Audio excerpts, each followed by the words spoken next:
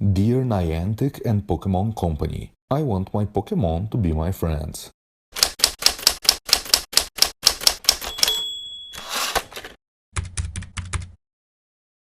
I imagine that both of you are probably tired of hearing complaints about Pokémon Go all the time.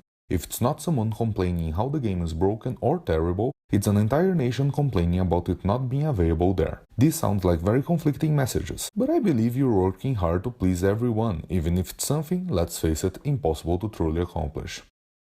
That's why, before I clarify my request in this video letter, I want to say this. I love Pokémon Go. I still play it and have fun with it every day. It made me go to different places, take more walks around the neighborhood, visit the nearby park more often, and even reconnect with some old friends. So, thank you for making this game. Having said that, and I know you were both expecting this, there is a facet of Pokémon Go that bothers me. It's not, as I've seen already many people complaining, related to the random nature of the game, to server problems, or even to the collapse of Western civilization as we know it that some people actually believe the game is causing.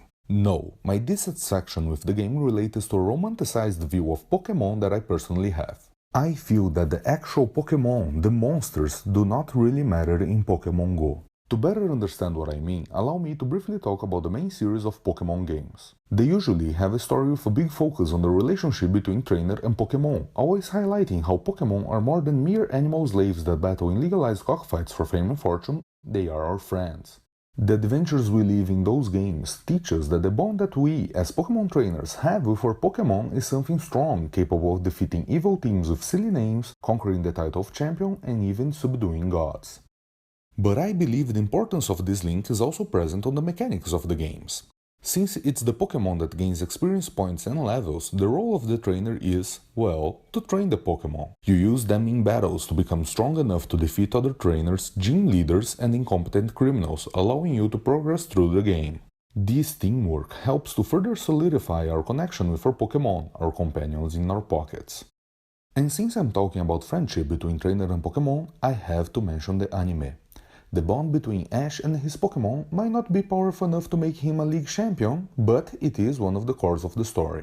Pokémon Go, on the other hand, does not promote such bond. It might seem an unfair comparison. I know that Pokémon Go is supposed to be a different experience than the main Pokémon games, and it also doesn't have a story to properly develop the friendship between trainer and monster, but what bothers me is that I feel like the game is arranged in a way that we're no longer Pokémon trainers, but Pokémon hunters. This is related to the fact that in Pokémon Go, it's the player who receives experience points and levels up. I believe that the methods the game has to reward the player with XP deteriorated the relationship between trainer and Pokémon. One of the ways to get XP is by capturing Pokémon, so there's an incentive to catch lots of them.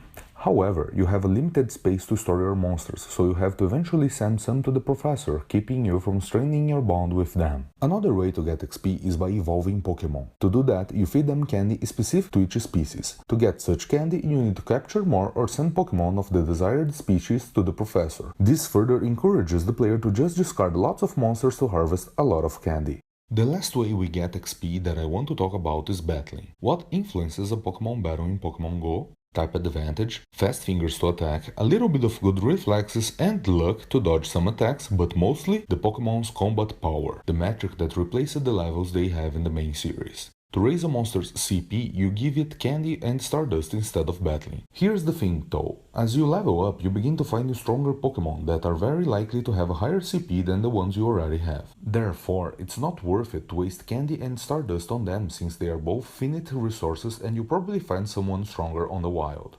Which means that once again, the game is incentivizing the hunt over the bond. That's what I meant when I said that the Pokémon don't really matter in Pokémon Go. They are not my friends, they are just a source for candy and XP, and that bothers me. However, something tells me that you both are aware of this issue, since the recently added Buddy Pokémon feature is a great first step in the direction of deepening our relationship with our Pokémon. But I think you can do more. And thus, I can present to you a simple suggestion to help improve the friendship between trainers and Pokémon in our smartphones.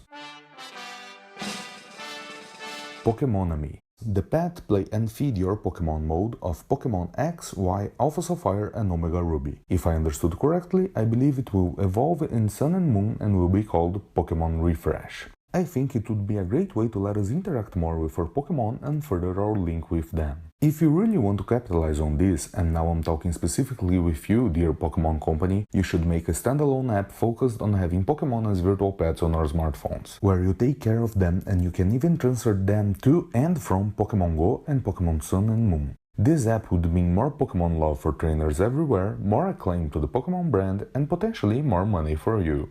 As I said before, I know I'm requesting something that is based on a very romanticized view of Pokémon, but that's how I like to see the series. I like to keep my starter as my strongest, and the leader of my main team the one that defeats the Elite Four. I also like to name my Pokémon with silly references to pop culture. And I like to see these virtual pocket monsters as my friends, and I want the ones in Pokémon Go to be my friends too. To tell the truth, I'm actually trying to do that with my starter, a Blastoise named Chosen One. He is my buddy and the main recipient of all my Squirtle candy and Stardust. But I still feel the game would rather I just send him to the professor, focus my Stardust on a Dragonite, my candy evolving a bunch of other Squirtles and have a Magikarp as my buddy because I still don't have a Gyarados, and that saddens me. So please, both of you, help me befriend my virtual pocket monsters in my smartphone. Yours sincerely,